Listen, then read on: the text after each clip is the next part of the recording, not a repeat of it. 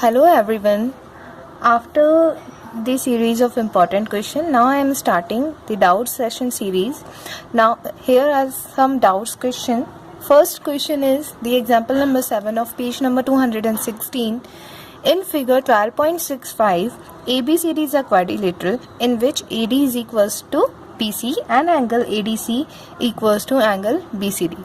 We have to prove that ABCD is a cyclic quadrilateral. सबसे पहले हमें cyclic quadrilateral की जो क्वालिटी है या जो प्रॉपर्टी है उसको पता होना चाहिए, तभी हम साइक्लिक क्वाड्रिलेटर प्रूव कर पाएंगे. साइक्लिक क्वाड्रिलेटर को प्रूव करने के लिए आपके पास अपोजिट एंगल का सम जो है वो 180 होना चाहिए. यानी ABCD अगर आपका एक क्वाड्रिलेटरल है तो इसमें angle A plus angle C, this angle और दिस एंगल, इन दोनों एंगल का सम 180 होना चाहिए, या फिर ये वाला एंगल और एंगल B, इस एंगल का सम 180 होना चाहिए. किसी भी एक को अगर आपने प्रूव कर दिया तो ये आपका एक साइक्लिक क्वाड्रिलेटरल हो जाएगा. नाउ आपका क्वेश्चन में क्या गिवन है, देखिए ABCD एक क्वाड्रिलेटरल है जिसमें AD और BC क्या है, इक्वल. तो ABCD is a quadrilateral in which AD is equals to BC and angle ADC is equals to angle BCD. Angle ADC means this one, ये वाला एंगल, एंड एंगल BCD यानी ये वाला angle, ये दोनों आपके क्या है, इक्वल है. सबसे पहले हमने क्या किया है, draw DN perpendicular to AB and CM perpendicular to AB. D से एक DN परपेंडिकुलर ड्रॉ किया है AB पे और C से एक और परपेंडिकुलर ड्रॉ किया है CM, जो किस पे है, AB पे ही है. नाउ फर्स्ट देखिए कंडीशन जो हमारी है, angle ADC is equal to angle BCD, ये हमें गिवन है, ये चीज़ जो है ये हमें गिवन है. एंगल ADC यानी this one and this one, ये दोनों एंगल इक्वल है, हमें क्वेश्चन में गिवन है.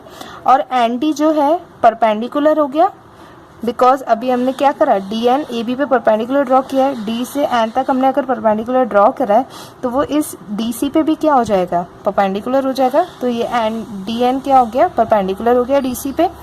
नाउ इससे क्या हो गया, देखिए एंगल ADN, ये जो एंगल ADN है इसको आप कैसे लिख सकते हैं, इस वाले एंगल में से अगर आप ये 90 वाला हटा दें, इस पूरे में से अगर आप ये हटा दें तो आपके पास ओनली ये वाला एंगल बचेगा, और ये एंगल है कौन सा, ADN.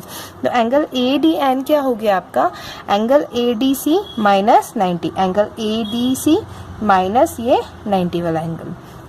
इसको हमने ये कहाँ से आया आपका, फ्रॉम फर्स्ट से आया. अब क्योंकि एंगल ADC और एंगल BCD क्या है, इक्वल है, तो इस ADC की जगह मैंने क्या रख दिया, एंगल BCD.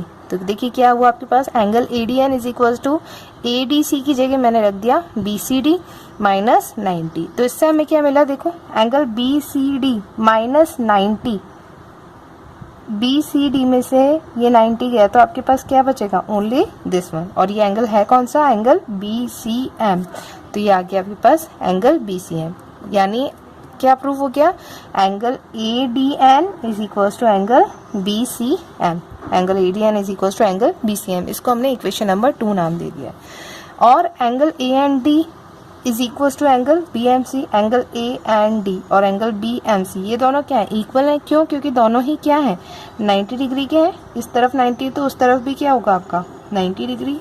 तो ये दोनों 90 डिग्री के हैं, इसलिए दोनों एंगल भी क्या हो गए आपके, इक्वल. अब देखते हैं इस वाले ट्राइंगल को और इस वाले ट्राइंगल को. In triangle AND and triangle BMC, triangle AND and triangle BMC में देखिए आपके पास क्या क्या इक्वल है, angle ADN is equal to angle BCM, ये वाला एंगल और ये वाला एंगल अभी आपने प्रूफ किया है फ्रॉम सेकंड, तो ये दोनों आपके पास इक्वल है.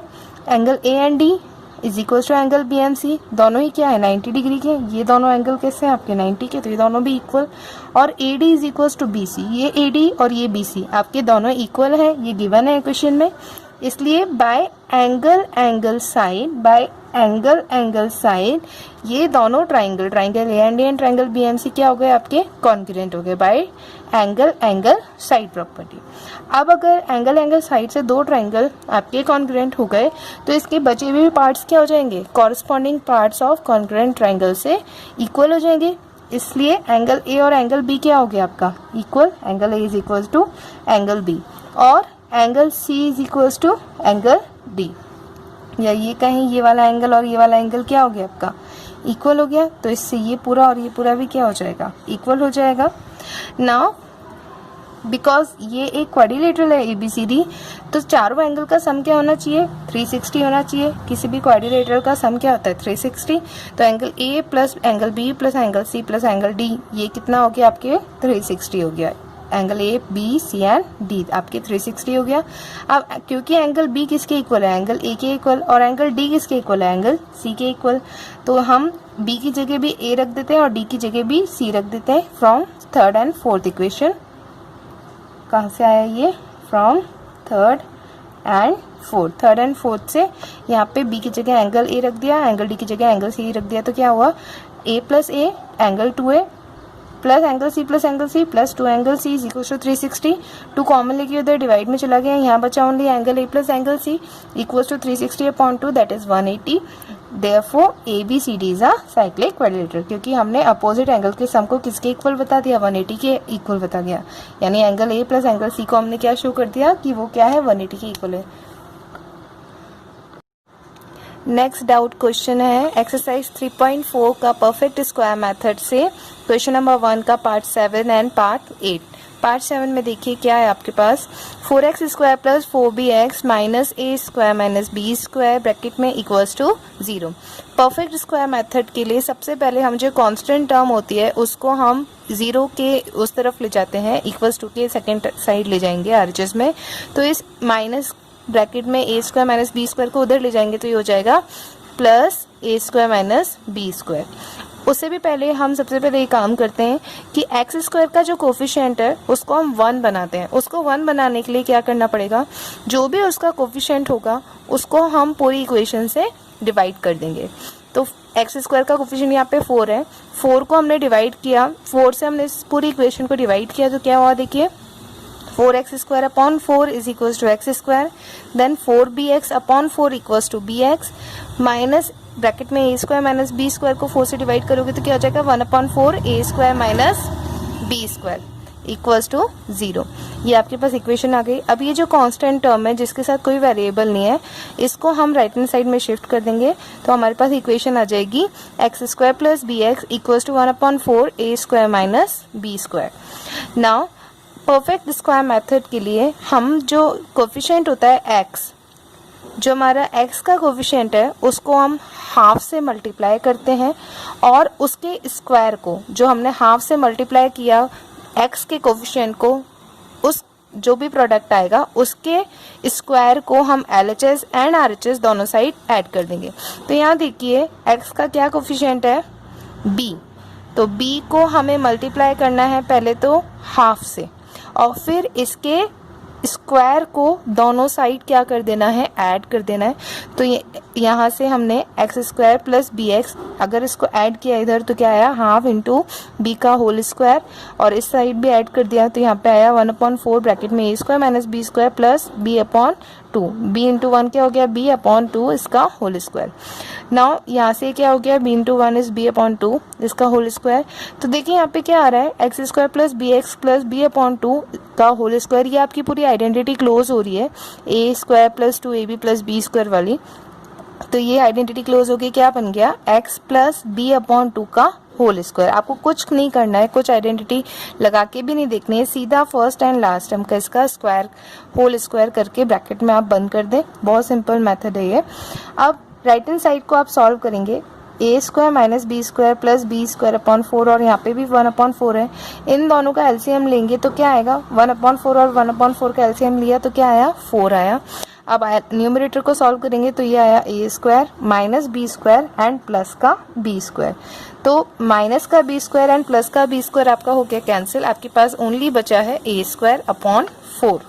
तो नेक्स्ट टर्म में, नेक्स्ट लाइन में x square x plus b/2 का whole square equals to a square upon 4, ये आपके पास आ गया। अब दोनों साइड स्क्वायर है तो हम क्या करेंगे, टेकिंग स्क्वायर रूट, हम स्क्वायर रूट लेंगे तो हमें क्या मिलेगा, देखो x plus b/2 is equals two plus minus a/2। जब भी हम स्क्वायर रूट लेते हैं तो जो राइट हैंड साइड में इक्वल्स टू में होता है वो ऑलवेज साइन दो साइन में आता है, एक तो प्लस में एक माइनस में, इसलिए यहाँ पे आया प्लस माइनस। ए स्क्वायर का स्क्वायर रूट लिया तो a और 4 का स्क्वायर रूट लिया तो 2। नाउ इस प्लस RHS के b/2 को हम राइट हैंड साइड में शिफ्ट करेंगे तो वो क्या हो जाएगा माइनस का b/2। तो हमारे पास क्या हो गया x is equal two plus minus a/2 minus b/2। तो इसका क्या मतलब है, एक बार तो साइन प्लस के साथ ये सॉल्व होएगा, एक बार माइनस के साथ सॉल्व होगा। तो हम सबसे पहले x इक्वल टू प्लस के साथ सॉल्व करके देख लेते हैं। तो ये होगा प्लस a/2 माइनस b/2 और एलसीएम लेने पे 2 का क्या होगा प्लस का a माइनस का b/2 यानी a माइनस b/2। ये तो हो गया इसकी first root. For second root क्या होगा देखो माइनस a/2 माइनस b/2। तो दोनों साइड अगर अगेन 2 का डिनोमिनेटर में एलसीएम लेंगे तो क्या हो जाएगा माइनस a माइनस b/2 और माइनस कॉमन लेके ये हो जाएगा आपके पास a प्लस b/2। तो इसके दो रूट्स हो गए, एक रूट तो आया a माइनस b/2, दूसरा रूट आया माइनस ब्रैकेट में a plus b/2। Now part 8 इसमें क्या है देखिए आपका x प्लस 2 का whole cube is equal to x cube minus 4। इसके लिए सबसे पहले आपको a प्लस बी का होल क्यूब का फॉर्मूला ओपन करना पड़ेगा क्योंकि ये एक आइडेंटिटी है, क्लोज्ड है, इसको ओपन करके सॉल्व करना पड़ेगा। तो देखिए क्या है a प्लस बी का होल क्यूब क्या होता है आपका a cube plus b cube plus 3a square b plus 3ab square. तो इसमें ये आइडेंटिटी लगाई हमने तो हमारे पास आया एक्स क्यूब प्लस 2 का cube plus 3 into x square into 2 यानी 3 इंटू ए स्क्वायर इंटू बी, तो 3 into x square into 2 plus 3 into x into 2 का स्क्वायर 3ab का स्क्वायर, तो 3ab का स्क्वायर। इस राइट हैंड साइड में चल रहा है आपका एक्स क्यूब माइनस 4। एक्स का क्यूब किया तो एक्स क्यूब आया, 2 का क्यूब हुआ 8 प्लस 3 2 ज़ा 6 एक्स स्क्वायर प्लस 3 इंटू 2 का स्क्वायर हो गया 4 एंड 4 3 ज़ा 12 into x. Right hand side में चल रहा है एक्स क्यूब माइनस 4। नाउ इसको सॉल्व कीजिए।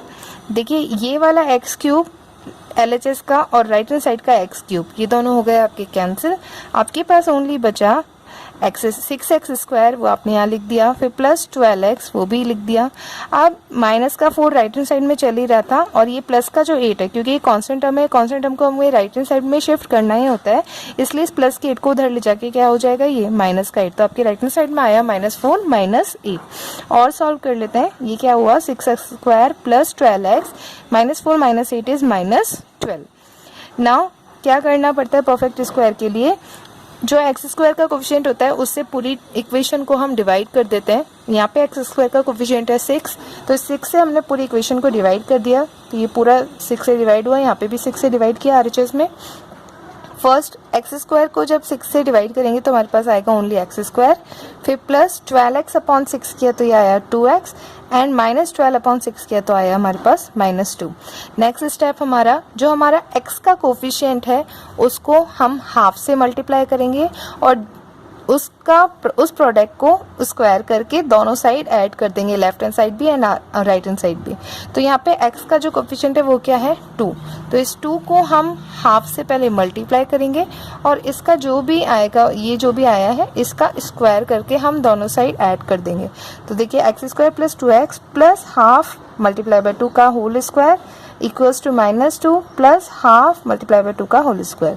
तो इसको जब सॉल्व करोगे तो 2 से 2 कैंसिल, यहाँ पे भी 2 से 2 कैंसिल, ओनली बचा 1, 1 का स्क्वायर क्या होता है 1।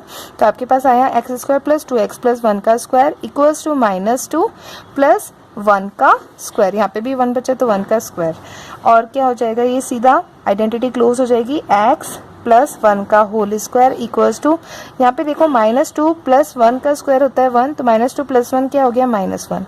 क्योंकि कभी भी कोई भी स्क्वायर जो होता है उसकी वैल्यू 0 से छोटी नहीं होनी चाहिए, ऑलवेज क्या होनी चाहिए पॉजिटिव होनी चाहिए। स्क्वायर करने के बाद हर रियल नंबर की वैल्यू पॉजिटिव आती है, पर यहाँ पे आ रही है हमारी नेगेटिव। तो ये जो इक्वेशन हमें दी थी इसके कोई भी रियल रूट नहीं होंगे क्योंकि square of any number should not be less than 0। कभी भी आपका अगर नेगेटिव आता है तो उस इक्वेशन के रियल रूट्स नहीं होते।